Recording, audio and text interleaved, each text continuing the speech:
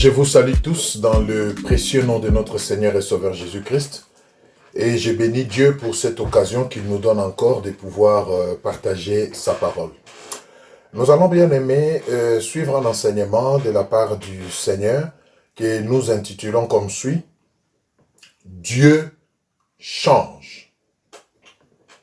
Je sais que cet intitulé fait déjà tiquer beaucoup parce que normalement et habituellement, nous savons que Dieu ne change pas. Et nous allons le démontrer dans la parole de Dieu parce que cela reste une vérité.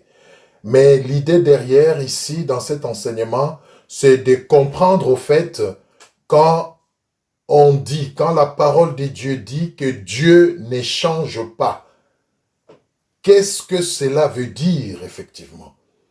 Quelle est la pensée de Dieu? Quel est l'esprit qui véhicule cette déclaration biblique? C'est très important. Et il est indispensable d'en avoir la révélation pour savoir effectivement ce que Dieu voulait dire dans sa parole en déclarant qu'il ne change pas et qu'il est le même. C'est très important, bien-aimés. Et nous allons le voir tous ensemble. Donc voilà pourquoi l'intitulé de notre enseignement, c'est « Dieu change ». Et nous allons voir qu'est-ce que cela veut dire et quand la Bible dit que Dieu ne change pas, qu'est-ce que cela veut impliquer. C'est très important que nous puissions comprendre ça. Alors nous allons prendre rapidement quelques passages justement qui nous confirment que Dieu ne change pas. Et ensemble, avec l'aide du Saint-Esprit, nous allons voir maintenant dans quelle mesure cette allégation peut prendre une autre tournure. Le premier verset que nous allons lire, c'est dans l'épître aux Hébreux. Donc, Hébreux 13, nous lisons les chapitres 13e et le verset 8. Hébreux 13, je vous laisse trouver. Hébreux 13, 8. La Bible dit ceci, nous lisons. Hébreux 13, 8. J'espère que vous avez trouvé. Écoutez ce que la Bible dit. Jésus-Christ est le même hier, aujourd'hui et éternellement. Jésus-Christ est le même hier, aujourd'hui et éternellement. Donc, c'est biblique, c'est une vérité établie que le Seigneur, notre Dieu, ne change pas. Prenons un deuxième passage. Malachie 3, 6. Malachie 3, 6. Malachie 3, 6. Je vous laisse trouver.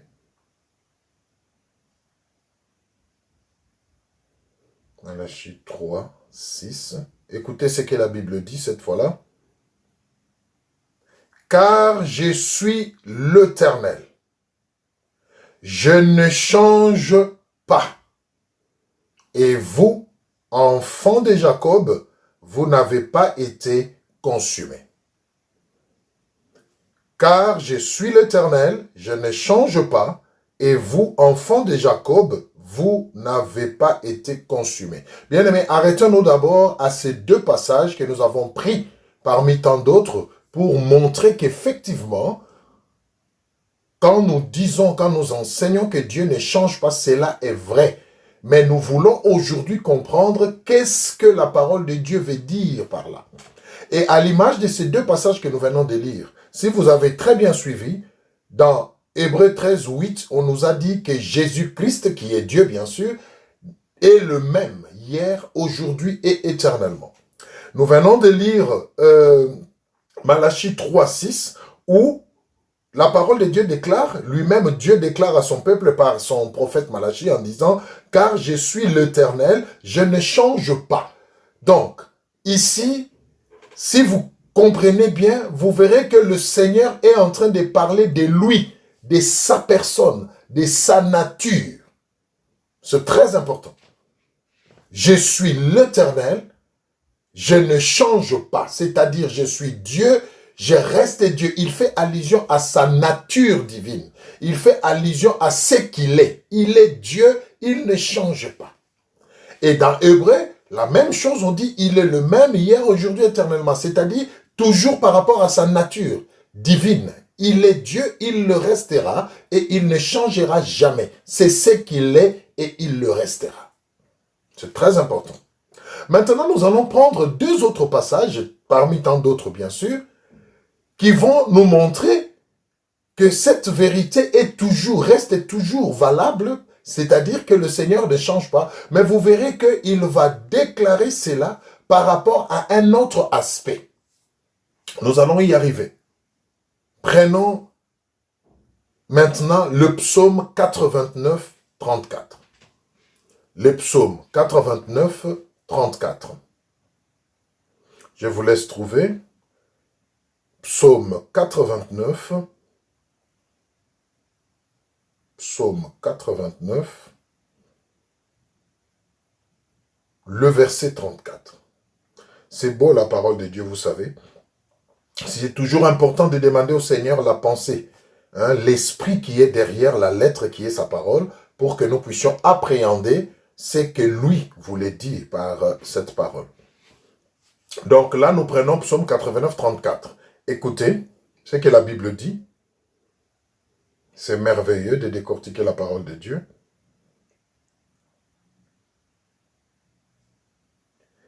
Je ne violerai point mon alliance et je ne changerai pas ce qui est sorti de mes lèvres. D'autres versions disent ce qui est sorti de ma bouche. Je reprends ça, c'est très important. Je ne violerai point mon alliance et je ne changerai pas ce qui est sorti de mes lèvres.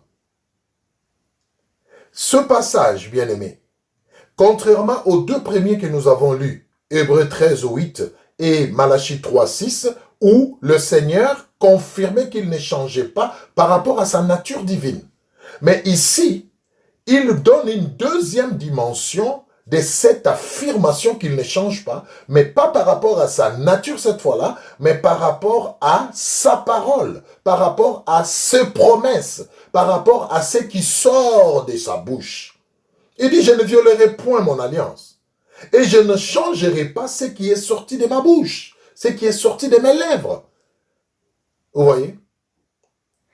Prenons un deuxième qui va renforcer le psaume 89, 34, et après nous allons ensemble voir quelle est la pensée de Dieu. Ésaïe 55, 11. Ésaïe 55, 11. Ésaïe 55, 11.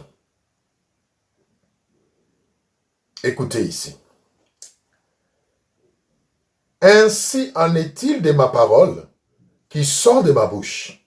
Elle ne retourne point à moi sans effet, sans avoir exécuté ma volonté et accompli mes desseins.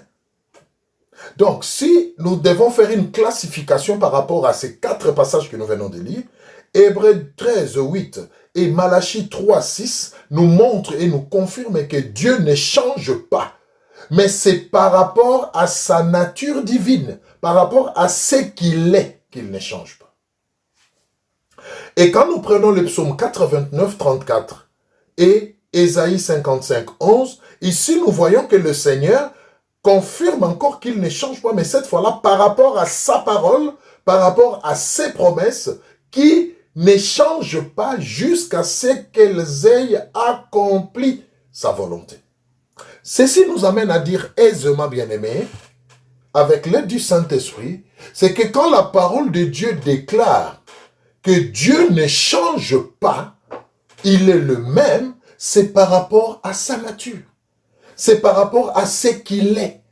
C'est par rapport à son alliance. c'est par rapport à sa parole. Dieu ne se contredit pas. Il ne peut pas dire oui le matin et il dit non le soir. Non. Quand il dit oui, c'est oui. Dieu ne change pas. Il n'est pas Dieu aujourd'hui et demain il cesse d'être Dieu. Non. Il a toujours été Dieu, il sera Dieu et il restera Dieu pour toujours. Et sa parole restera immuable pour toujours.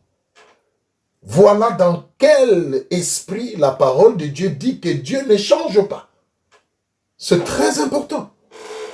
Mais comme l'intitulé de notre enseignement est articulé, Dieu change. Alors, ça crée un choc. On se dit, mais la parole de Dieu dit Dieu ne change pas. Mais comment vous vous dites Dieu change? Non, nous allons le démontrer dans la parole de Dieu. Vous verrez que Dieu change. En réalité, Dieu change. Donc, retenons qu'il ne change pas par rapport à sa nature, c'est-à-dire ce qu'il est. Alléluia. Dieu est le Dieu créateur. Donc, il ne changera pas. Il restera créateur. Il n'y aura pas un autre créateur en dehors de lui. Il est le Dieu sauveur. Il restera le Dieu sauveur parce qu'il veut que tous parviennent au salut. Il ne changera jamais par rapport à sa nature de sauveur. Il ne changera jamais par rapport à son alliance qui a consisté à sauver l'humanité par son Fils Jésus-Christ. Dieu est le Dieu d'amour. C'est sa nature, bien-aimé. Il ne changera jamais. Il a aimé hier, il aimera aujourd'hui et il aimera pour toujours. Dieu est le Dieu des miséricordes. Dieu est le Dieu des miracles. Dieu est le Dieu de paix. Les exemples sont nombreux. C'est-à-dire, c'est sa nature, c'est ce qu'il est. Il est le Dieu de paix. Il ne sera jamais le Dieu de guerre ou de perturbation. Non, il est le Dieu de paix. Il est le Dieu des miracles. Il est le Dieu de compassion. Il est le Dieu des victoires. Il ne changera jamais. Il est le Dieu de la bénédiction. Il ne changera jamais. Alléluia. Il est le Dieu des repos. Il ne changera jamais. Il est le Dieu de puissance. C'est sa nature, la puissance. Il ne changera jamais. N'est-ce pas? Il est le Dieu des grâces. Il ne changera jamais. Parce que ça fait partie de sa nature. C'est ce qu'il est. C'est très important, bien-aimé. Donc voilà dans quel sens nous devons dire que Dieu ne change pas. C'est par rapport à sa nature. C'est par rapport à ce qu'il est. C'est par rapport à sa divinité. C'est par rapport à ce qui sort de sa bouche, comme nous avons lu dans Psaume 89, 34 et dans Ésaïe 55, 11. Dieu ne change pas non plus par rapport à sa parole. Dieu ne peut pas dire ceci aujourd'hui et demain il se contredit. Non. Parce que nous voyons beaucoup de gens, quand ils n'ont pas la révélation de la parole de Dieu, apparemment ils ont comme l'impression que la parole de Dieu se contredit. Non, la parole de Dieu ne se contredit pas. Parce que Dieu ne change pas. La parole de Dieu c'est complète. Vous voyez? C'est ça la vérité, bien-aimé. Dieu ne change pas par rapport à sa nature. C'est qu'il est. Il ne change pas. C'est très important que nous puissions comprendre cela. Maintenant, la dimension que nous voulons faire ressortir ici aujourd'hui, c'est que Dieu change. C'est-à-dire, à côté de sa nature, à côté de ce qu'il est, Dieu ne reste pas statique. Dieu ne reste pas figé. Dieu ne reste pas dans les habitudes. Dieu ne reste pas dans des dogmes, dans des principes. Non. Il bouge, il change. Dieu est dynamique. Mais dans quel contexte? C'est là où nous devons maintenant prêter attention et que le Saint-Esprit lui-même nous enseigne et nous convainc. Dieu ne change pas, nous venons de le dire, par rapport à sa nature. Il ne change pas. Par rapport à sa parole, par rapport à ses promesses. Cependant, dans la manière de faire les choses, alléluia, dans la manière de manifester sa nature, de manifester ce qu'il est, Dieu bien-aimé change. Nous allons le démontrer dans la parole de Dieu. Oui, Dieu change. Pas dans sa nature, pas dans ce qu'il est, mais dans la manière de manifester ce qu'il est. dans la manière de démontrer, d'accorder aux humains ou à ces créatures ce qu'il est, Dieu change. Il change. Il n'est pas statique. Dieu avance avec le temps. C'est très important, bien-aimé. Et c'est cet aspect qui consiste dans notre enseignement. Dieu change dans sa façon de faire les choses, parce qu'il n'est pas limité. C'est très important. Alors, il peut agir d'une manière ou d'une autre, car il n'est pas limité. Et dans ces contextes-là, Dieu change énormément. Nous allons le voir. C'est pourquoi d'ailleurs, il est recommandé, bien-aimé, alléluia, que nous ne puissions pas nous habituer à Dieu. Ne nous habituons pas à Dieu. N'érigeons pas en doctrine ou en principe ce que Dieu fait au milieu de nous aujourd'hui.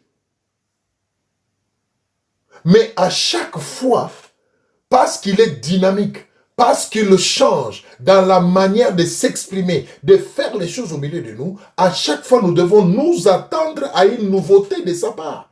Nous devons nous préparer à expérimenter Dieu dans de nouvelles dimensions. Ne restons pas dans les habitudes. Ne nous habituons pas à Dieu. Parce qu'il change. Parce qu'il change. Et quand nous nous adaptons, nous nous disposons à bouger avec Dieu, à évoluer avec Dieu dans sa dynamique, alors là, nous entrons pleinement et nous vivons pleinement ce qu'il a prévu pour nous. C'est très important, bien-aimé, qu'on puisse comprendre cette dimension des choses. Parce que beaucoup d'enfants de Dieu n'expérimentent pas pleinement la pensée de Dieu aujourd'hui, tout simplement parce qu'ils sont restés sur ce que Dieu a fait il y a des années. Ils sont restés sur la manière dont le Seigneur a exprimé ce qu'il est une fois dans leur vie. Et ils se sont accrochés à ça. Ils n'attendent plus Dieu dans d'autres dimensions. Ils ne l'attendent que de cette manière-là. Et pire encore, il y en a qui ont érigé en doctrine certaines manières par lesquelles le Seigneur s'était manifesté dans leur vie, dans leur ville, ou la manière dont il a marché avec eux, alors que le Seigneur avait fait cela pour ce contexte-là, et qu'actuellement, il les attend sur un autre schéma, alléluia, pour montrer toujours ce qu'il est, mais d'une autre manière. Et les gens ne s'adaptent pas, ils restent déphasés. Et à cause de l'ignorance de cette dimension que Dieu change, pas dans sa nature, mais dans sa manière de faire les choses, beaucoup sont tombés dans le conservatisme. Beaucoup d'enfants de Dieu sont restés dans les statu quo dans leur marche avec le Seigneur.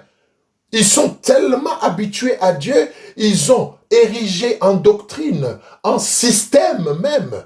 Ils se sont habitués à Dieu, et ce qui fait que même leur culte pour Dieu, même leur manière de célébrer Dieu, de l'adorer, de le louer, ce n'est plus dynamique, ce n'est plus vivant, parce qu'au fait, Dieu n'est plus dans ce système-là. Il a évolué. Alléluia. Oh, que le Seigneur nous aide à comprendre. Je sais que c'est très embarrassant, c'est très profond ce qu'on est en train de partager, mais je prie que le Saint-Esprit lui-même nous aide à comprendre cela, parce que c'est ça la réalité. Et nous allons prendre quelques cas concrets dans la Bible. Mais je veux vraiment que nous puissions déjà, à ce niveau, comprendre que Dieu n'est pas statique. Dieu est dynamique, bien-aimé. Il reste statique dans sa nature. Le Dieu d'amour sera toujours le Dieu d'amour. Le Dieu de puissance sera toujours le Dieu de puissance. Le Dieu de bonté sera toujours le Dieu de bonté. Mais dans la manière de manifester sa bonté, bien-aimé, Dieu évolue. Alléluia. Dans la manière de déployer sa puissance, Dieu n'est pas limité. Il peut déployer sa puissance aujourd'hui d'une manière et demain d'une autre. Mais il reste le Dieu tout-puissant. J'espère que quelqu'un comprend quelque chose. C'est très important, bien-aimé. Et maintenant, les gens sont habitués à Dieu. On ne célèbre plus Dieu. On n'expérimente plus de grandes dimensions avec Dieu parce qu'on est habitué à Dieu. C'est quand nous chantons cette chanson que Dieu se manifeste. C'est quand nous faisons tel acte que Dieu se manifeste. On rentre dans les habitudes. La vie, la marche avec Dieu n'est plus vivante. Elle n'est plus dynamique. Elle devient ennuyeuse même. Elle devient infertile. Elle ne produit plus d'effets, plus de fruits. Ça devient un rituel. Ça devient une habitude. Et ce qui fait que les gens ne changent plus. Les gens s'accommodent. C'est froid. Voilà. Non, bien-aimé. Et tout ça, ils se disent, Dieu ne change pas. On doit rester dans... Non, non, non, non, non, non. Bien-aimé, Dieu change. Et il change énormément. Énormément. Dans la manière de se manifester, dans la manière de se glorifier. Et si on n'est pas prêt ou disposé à entrer dans cette dynamique de Dieu, on va rester dans les statu quo. Et ce n'est pas ça la volonté de Dieu. Alors, nous allons rapidement prendre quelques cas, n'est-ce pas, pour illustrer justement cette manière de changer de Dieu. J'insiste ici toujours, nous ne rénions pas le fait que Dieu ne change pas. Nous venons de le démontrer, il ne change pas par rapport à sa nature, à ce qu'il est, et par rapport à sa parole et à ses promesses et à son alliance. Mais par rapport à la manière de se manifester, de s'exprimer, de faire les choses pour confirmer ce qu'il est, eh bien, Dieu change parce qu'il n'est pas limité. C'est très important.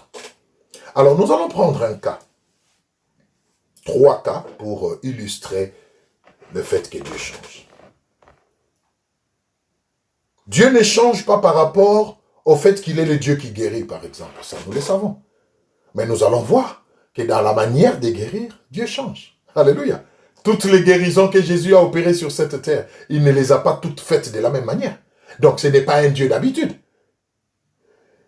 Oui, il n'a pas guéri tout le monde de la même manière. Il y a des gens à qui il a dit, ta foi t'a guéri. La personne est guérie à l'instant T.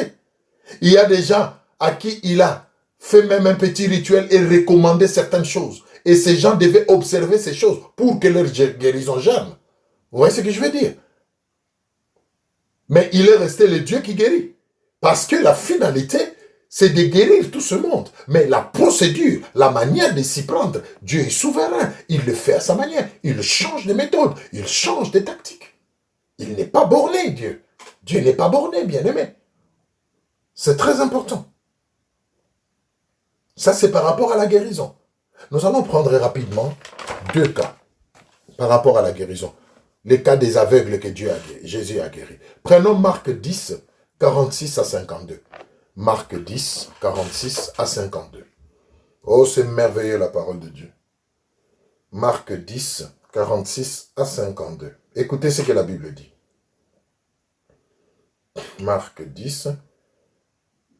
Nous voulons juste voir ici que il est le même hier, aujourd'hui, éternellement par rapport à la guérison parce qu'il est capable de guérir, il est le Dieu qui guérit. Mais nous allons voir qu'il a changé selon les cas dans la manière de manifester cette guérison et de l'accorder aux hommes. Marc, je disais donc 10, 46 en 52. Écoutez ce que la Bible dit. Nous prenons un premier cas de la guérison. 46 à 52, Marc 10, 46 à 52. La Bible dit ceci. Merci Seigneur. Ils arrivèrent à Jéricho, et lorsque Jésus en sortit avec ses disciples et une assez grande foule, les fils de Timée, Bartimée, mendiant aveugle, étaient assis au bord du chemin. Il entendit que c'était Jésus de Nazareth, et il s'est mis à crier, « Fils de David, Jésus, aie pitié de moi. » Plusieurs le reprenaient pour le faire taire, mais il criait beaucoup plus fort, « Fils de David, aie pitié de moi. Jésus s'arrêta et dit, appelle-le. Ils appelèrent l'aveugle en lui disant, prends courage, lève-toi, il t'appelle. L'aveugle jeta son manteau et s'élevant d'un bond, vint vers Jésus. Écoutez, Jésus prenant la parole lui dit, que veux-tu que je te fasse? Rabouni, pour dire maître, lui répondit l'aveugle, que je recouvre la vue. Écoutez, 52. Et Jésus lui dit, va, ta foi t'a sauvé. Écoutez bien. Aussitôt, c'est-à-dire à l'instant, il recouvra la vue et suivit Jésus dans le chemin. N'est-ce pas qu'ici, nous avons affaire au Dieu qui guérit? Alléluia, c'est ça sa nature. Il ne change pas, il guérit. La preuve, il vient d'ouvrir les yeux des Bartimée. À l'instant, ta foi t'a sauvé, ouvre les yeux, il a vu, il est guéri. N'est-ce pas? Prenons maintenant un deuxième cas, où nous allons voir le même Dieu qui guérit et qui ne change pas dans sa nature, qui consiste à guérir les malades. Mais voyons comment il va procéder pour ce deuxième cas. Jean 9, 1 à 11. Jean 9, 1 à 11. Jean 9, 1 à 11. Écoutez. Jésus vit en passant un homme aveugle de naissance. Ses disciples lui firent cette question. Rabbi, qui a péché, cet homme ou ses parents, pour qu'il soit né aveugle? Jésus répondit, ce n'est pas que lui ou ses parents aient péché, mais c'est afin que les œuvres de Dieu soient manifestées en lui. Il faut que je fasse, tandis qu'il est jour, les œuvres de celui qui m'a envoyé. La nuit vient où personne ne peut travailler. Pendant que je suis dans le monde, je suis la lumière du monde. Après avoir dit cela, suivez bien aimé, toujours le Dieu qui guérit dans sa nature, le Dieu qui ne change pas. Mais regardez ce qu'il va faire pour ce deuxième cas, d'une même maladie. Hein. Nous sommes dans les deux cas des gens qui sont aveugles. Écoutez, le verset 6. Après avoir dit cela, il cracha à terre et fit de la boue avec sa salive. Puis il appliqua cette boue sur les yeux de l'aveugle. Et lui dit, va et lave-toi au réservoir de Siloé, nom qui signifie envoyé. Il y alla, se lava et s'en retournant voyant clair. Ah! S'en retournant, voyant clair. Ses voisins et ceux qui auparavant l'avaient connu comme un mendiant disaient, n'est-ce pas là celui qui s'est tenu assis et qui mendiait? Les uns disaient c'est lui, d'autres disaient non, mais il lui ressemble. Et lui-même disait c'est moi, c'est moi. Ils lui dirent donc, comment tes yeux ont-ils été ouverts? Il répondit, oh, c'est beau, bien-aimé. L'homme qu'on appelle Jésus a fait de la boue, a oint mes yeux et m'a dit, va au réservoir de Siloé et lave-toi. Je suis allé, je me suis lavé et j'ai recouvert la vue. Bien-aimé dans le Seigneur, que le Saint-Esprit nous aide à comprendre. Je vous dis, c'est une notion, quand on comprend ça, bien-aimé, l'Église vit en paix. Les gens ne tombent plus dans la convoitise, dans la jalousie, dans des conflits inutiles. Parce que ce sont des choses que nous déplorons aujourd'hui, même dans la maison de Dieu. Parce que les gens ignorent ce que Dieu est capable de faire. Le même Dieu qui guérit. Dans le premier cas, Marc vient de nous le dire, il s'agit de Bartimée. Que veux-tu que je fasse? Je veux voir. Ta foi t'a sauvé. Ouvre les yeux. À l'instant, il ouvre les yeux, il voit. Dieu l'a guéri, n'est-ce pas? Mais on vient de voir un autre cas dans Jean 9.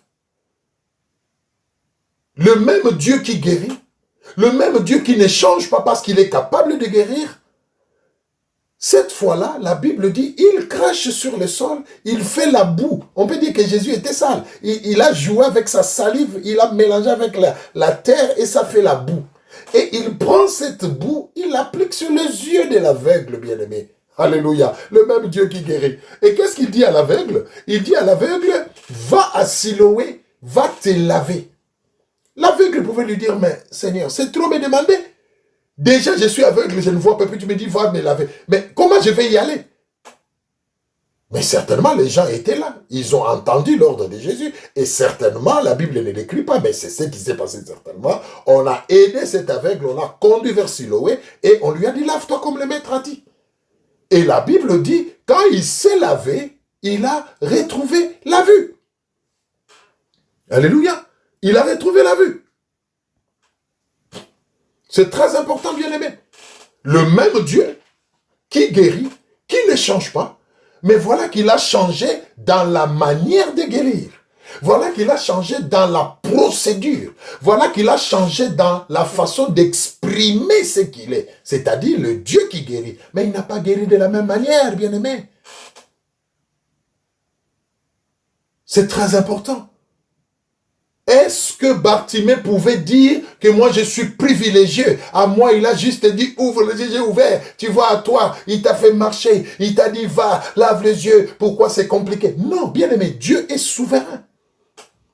Il fait ce qui lui semble bon, de la manière qui lui semble bon, pourvu qu'il reste le Dieu qui ne change pas, c'est-à-dire qui accorde la guérison. Bien aimé, ça c'est un problème très, très, très important que nous connaissons même aujourd'hui au milieu des enfants de Dieu.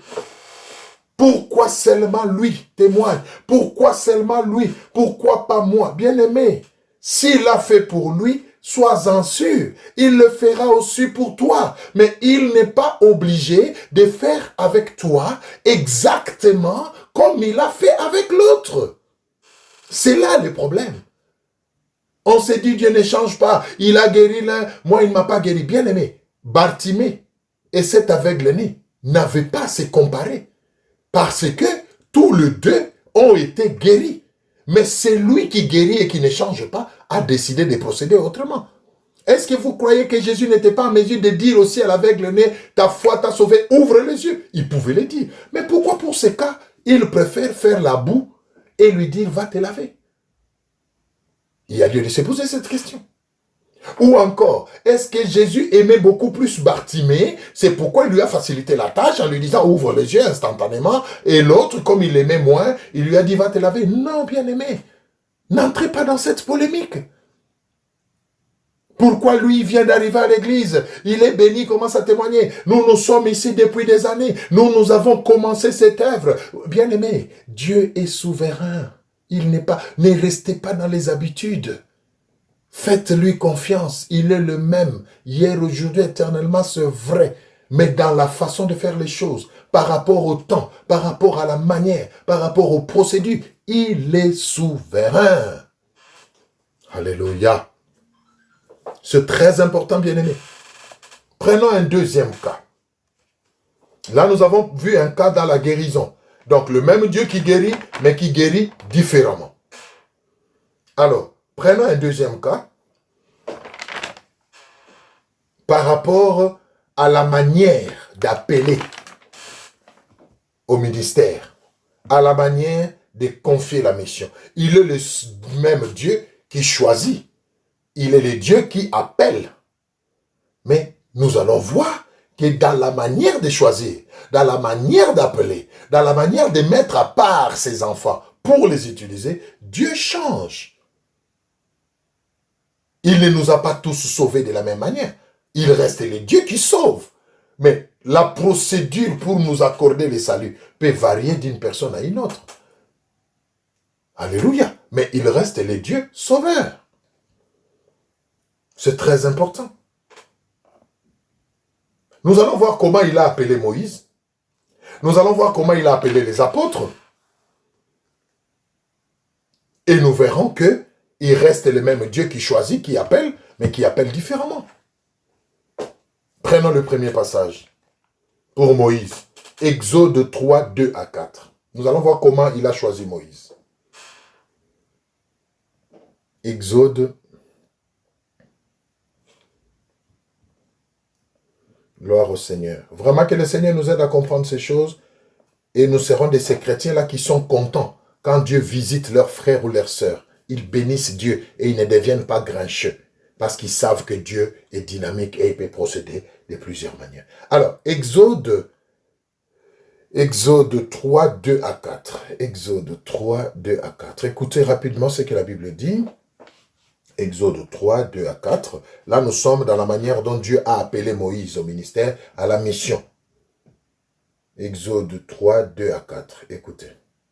L'ange de l'Éternel lui apparut dans une flamme de feu, au milieu d'un buisson. Moïse regarda et voici, les buissons étaient tout en feu et les buissons ne se consumaient point. Moïse dit, je veux me détourner pour voir quelle est cette grande vision et pourquoi les buissons ne se consument point. Écoutez, le verset 4. L'Éternel vit qu'il s'est détourné pour voir, et Dieu l'appela du milieu du buisson et dit, Moïse, Moïse. Et il répondit, mais voici. Ça, c'est le Dieu qui sauve. Vous connaissez l'histoire de Moïse.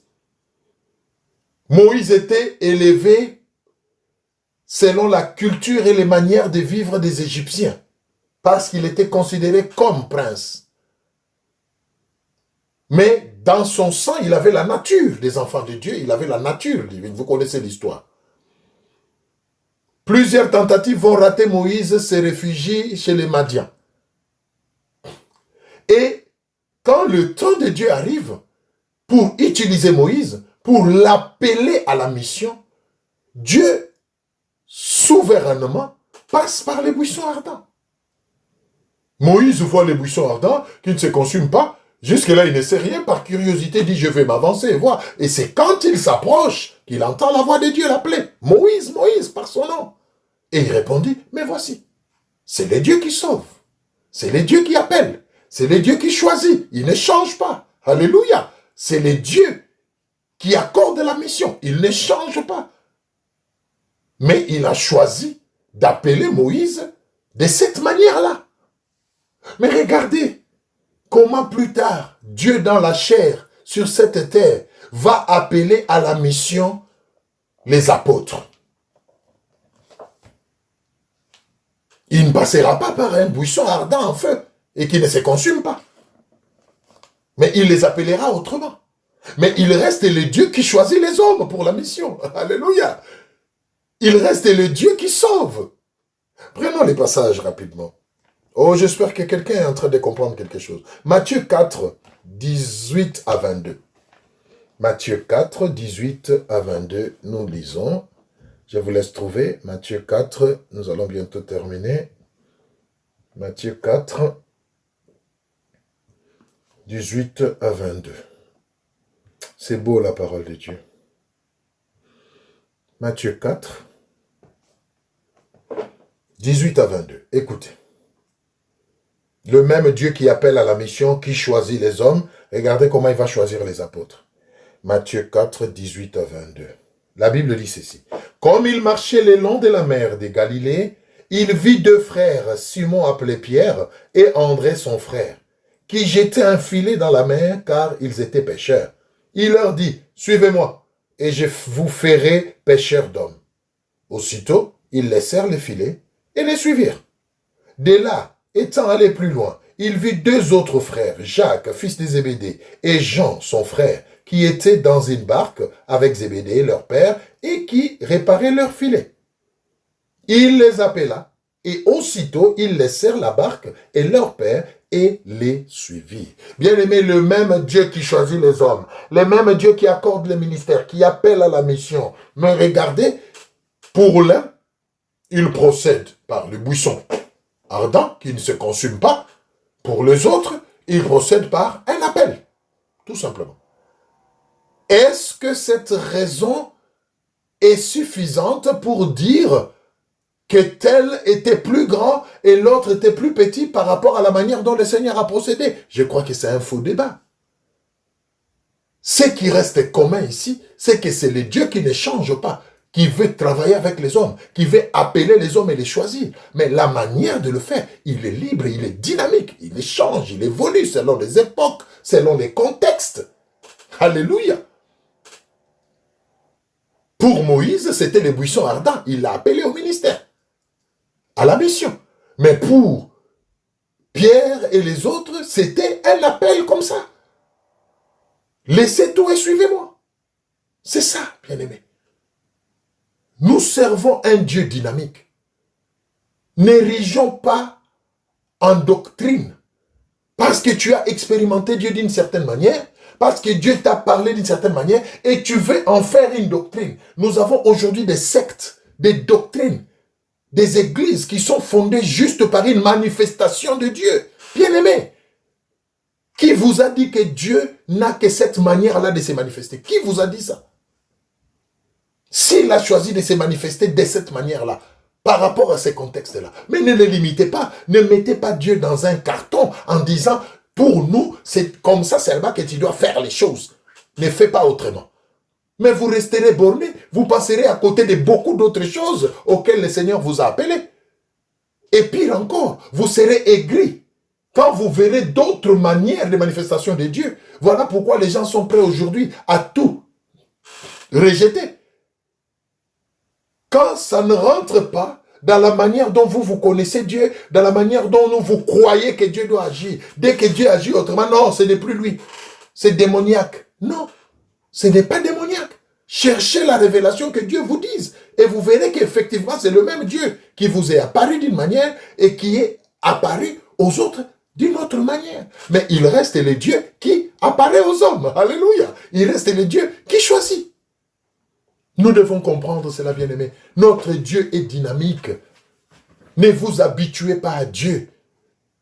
Ne soyez pas des chrétiens, des religieux qui sont habitués au rituel. Nous, quand nous adorons, nous faisons seulement comme ça. Mais non. Pourquoi vous faites comme ça? Parce qu'une fois, vous l'avez fait et Dieu vous a répondu. Et vous voulez que Dieu reste seulement dans cette manière-là. Et vous vous consolez en disant parce qu'il ne change pas. Non, Dieu change. Je vous l'ai dit aujourd'hui, si vous ne le saviez pas, sachez que Dieu change. Même dans sa manière de marcher avec ses serviteurs, il change. La façon dont Dieu a marché avec Abraham, bien-aimé, ce n'est pas la manière dont il a marché avec les apôtres. C'est différent. Mais il est resté le même dans sa nature. C'est-à-dire le Dieu qui ne change pas et qui appelle les hommes. Bien-aimé, c'est très important. Je crois qu'on va s'arrêter là. C'est important que nous comprenions cette vérité. Donc, dorénavant, sachez que Dieu est le même. Dieu ne change pas quand il s'agit de sa nature divine, de sa parole, de ses promesses. Il ne change pas. Mais dans la manière de se manifester, de parler aux hommes, de faire les choses, Dieu change. Dans sa manière de guérir, dans sa manière de délivrer, dans sa manière d'appeler au ministère, Dieu change. Il y a des gens que Dieu a appelés dès le ventre de leur mère. Il naît avec l'appel de Dieu. Il ne connaît pas les déboires de ce monde. Il ne passe pas nécessairement par une vie de péché pour être récupéré. Non, lui, depuis qu'il est né, il est saint. Dieu le préserve jusqu'à l'âge adulte. Il le reçoit comme Seigneur et Sauveur et il l'utilise puissamment. C'est l'une des manières. Mais il y a des gens que Dieu appelle comme s'il les tirait du feu. Comme s'il les tirait du feu. Regardez l'histoire de Saul, qui est devenu Paul plus tard. Regardez la manière dont Dieu l'a appelé. Alléluia. Comprenons que nous avons un Dieu dynamique. Adaptons-nous. Voilà pourquoi, bien-aimé, pour terminer, voilà pourquoi, bien-aimé, il est important. Il est important. Et nous concluons ce message en disant ceci. Si Dieu peut changer, alléluia. Non, on doit les faire bien. Qu'est-ce que nous devons retenir ici? Ce qu'il faut retenir ici, c'est que Dieu est souverain, dynamique, pas statique. Il peut procéder de différentes manières. Mais la finalité, c'est de manifester sa nature, c'est-à-dire ce qu'il est et qui ne change pas. La façon dont Dieu va me bénir et la façon dont il va te bénir toi, ça peut être différent, mais il reste le Dieu de la bénédiction.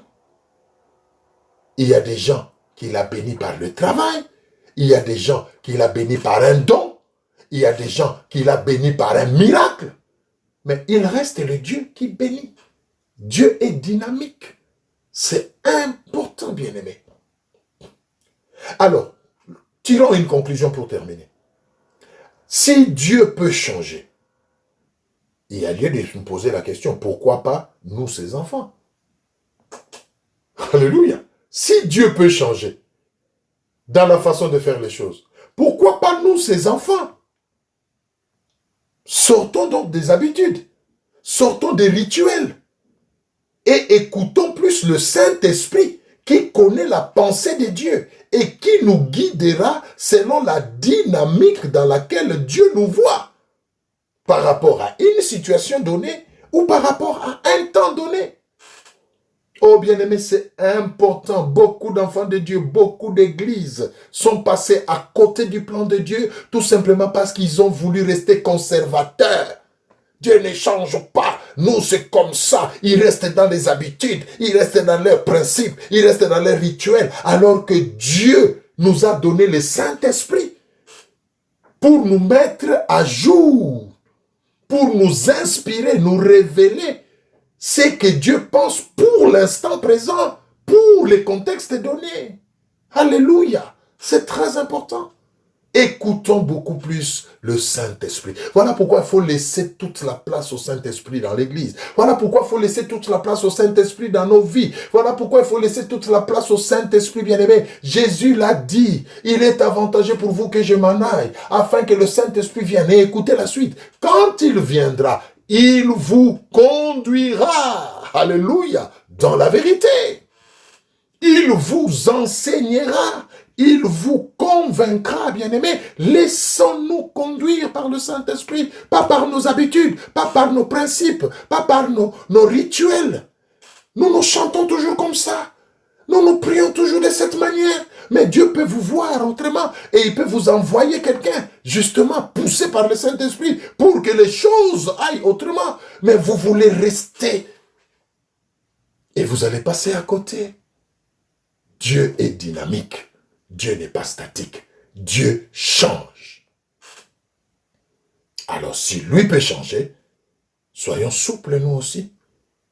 Quand nous en avons la conviction de la part du Saint-Esprit, changeons. Changeons. Ne restez pas nostalgiques. Il y a des gens qui sont nostalgiques dans leur marche avec Dieu. Mais Dieu n'est pas nostalgique. Alléluia. Adaptez-vous au Saint-Esprit. C'est très important. Nous terminons par là, bien-aimés. Et donc la conclusion, bien-aimés, écoutons beaucoup plus le Saint-Esprit que nos habitudes, que nos principes, que nos rituels. Parce que le Saint-Esprit connaît exactement dans quelle dynamique Dieu veut que nous nous inscrivions pour un cas donné. Et là, nous serons beaucoup plus efficaces et nous serons des chrétiens aguerris et qui témoignent de grandes choses avec le Seigneur au lieu de rester dans les souvenirs. Il n'y a plus de témoignages au milieu des enfants de Dieu parce qu'ils sont restés dans des souvenirs alors que Dieu les attend dans d'autres dimensions. Soyons souples, écoutons le Saint-Esprit et non pas les habitudes ou les souvenirs. Je vais vous prier d'incliner la tête là où vous êtes. On va prier pour terminer ce moment. Dieu de grâce, tu as parlé à nos cœurs. Oh oui, c'est vrai. Des fois, au lieu d'écouter le Saint-Esprit, nous nous référons à nos habitudes, à la manière dont les choses ont toujours été faites par ceux qui nous ont précédés, alors que toi, tu nous vois évoluer pour t'expérimenter dans de nouvelles dimensions. Je prie, Seigneur, que cet esprit des rituels, cet esprit de religiosité, cet esprit de conservation soit détruit au milieu de l'Église, au milieu de tes enfants, au nom de Jésus. Seigneur, rends-nous promptes à écouter et à obéir au Saint-Esprit. Parce que c'est lui qui connaît ta pensée et c'est lui qui nous enseigne, qui nous introduit dans la dynamique du temps actuel où tu nous vois, Père éternel, faire les choses d'une manière ou d'une autre. Apprends-nous à être sensibles au Saint-Esprit, à écouter le Saint-Esprit et à sortir, Père éternel, des trajectoires que nous nous sommes faites suite aux expériences. Nous refusons de nous habituer à toi, mais nous voulons à chaque fois nous attendre à une surprise, alléluia, à une nouveauté de ta part, mon Père et mon Roi, poussé par le Saint-Esprit. Que toute la gloire te revienne. Bénis chacun de nous, Seigneur, et continue ton œuvre dans chacun de nous. Au nom de Jésus, nous avons prié. Amen. Voilà, bien-aimés, que le Seigneur vous bénisse. Nous nous arrêtons là pour aujourd'hui et nous vous disons à une prochaine occasion. Au revoir.